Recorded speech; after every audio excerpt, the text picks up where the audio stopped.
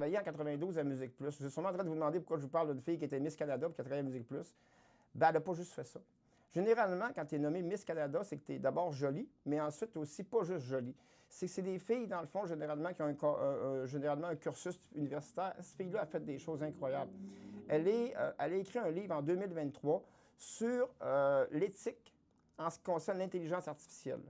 Ça s'appelle le dilemma, quelque chose, je vais vous le dire ici, c'est de AI dilemma, le dilemme de l'intelligence artificielle.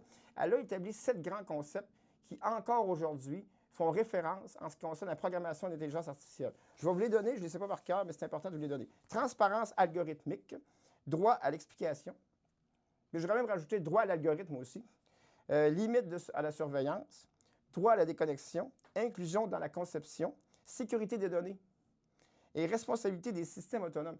Tout ça, c'est des concepts aujourd'hui qui vont devenir éventuellement des lois en intelligence artificielle parce que ça va en prendre éventuellement.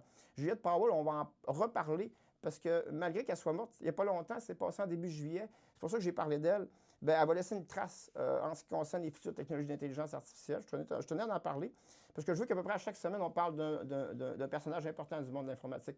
Elle, quand elle est devenue Miss Canada en 89, elle ne devait pas savoir qu'elle allait faire ça, mais elle a laissé ses traces.